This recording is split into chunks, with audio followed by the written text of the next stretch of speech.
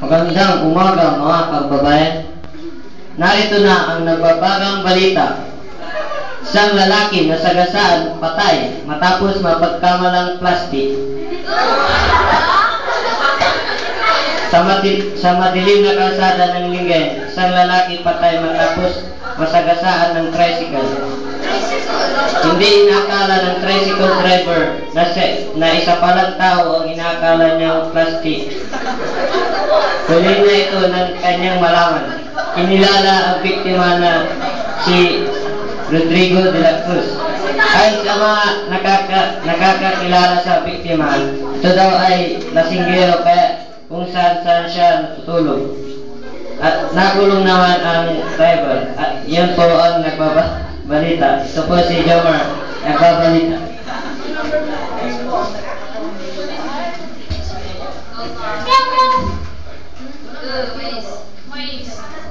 Hello?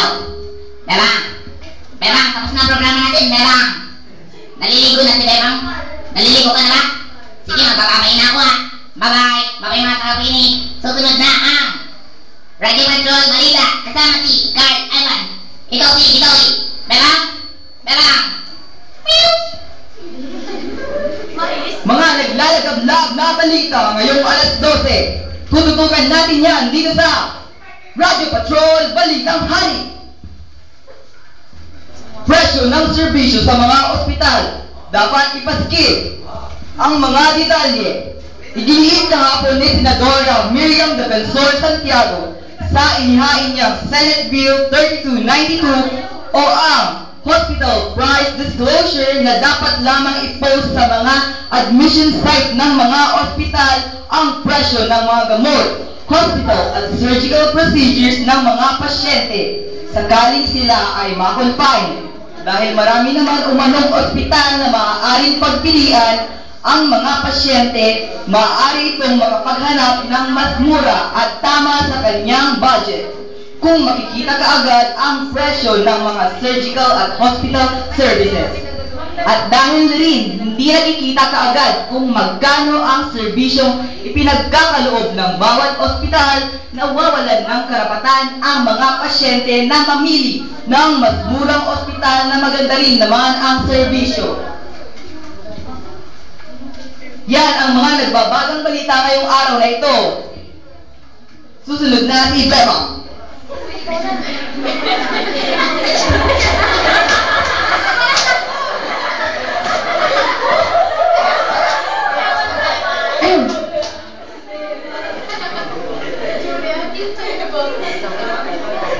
Magandang umaga, Pangasinan. Kayo ay nakikinig sa istasyong 104.7 Agila Patrol.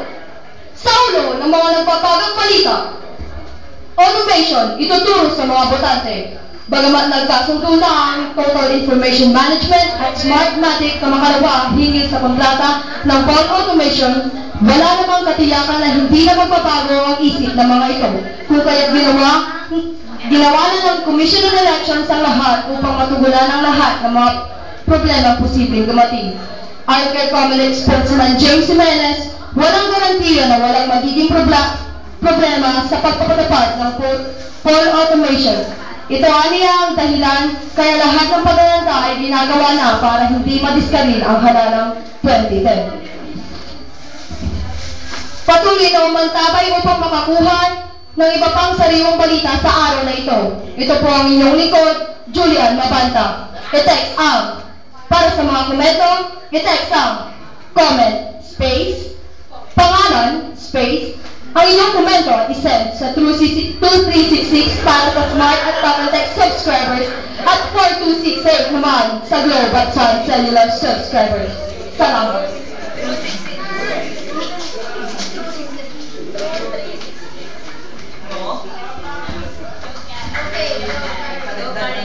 Magandang pakikinig. Kayo ay nakatutok sa Radio News 360 degrees sa ulo ng mga nagbabagang balita. Bungo natagpuan sa dalampasigan ng Bacolod. Isang bungo ang natagpuan sa dalampasigan ng Barangay 35 sa Bacolod City, Negros Occidental. Sinabi Police Officer PO2 Orlando Caporal ng Police Station 1 na si Makmak ang nakakita ng bungo habang siya at ang kanyang mga kaibigan ay naglalaro sa tabi ng dalampasigan. Sinabi rin ni Caporal na ang bungo ay matanda na, pero hindi niya alam kung ito ay babae o lalaki. Ipinayag din ni Caporal na ang tao ay namatay sa dagat o nahulog sa dagat ang katawan ng tao. Ang bungo ay dadalhin sa laboratorio ng Philippine National Police para sa karagdagang eksaminasyon. Para sa mga ibang nagbabagang balita, tutok lang dito sa Radyo News 360 Degrees sa istasyon ng pinaka-paborito nyo, Mega Bambus. Ako po si Karen Lee Katambay, nag-uulat.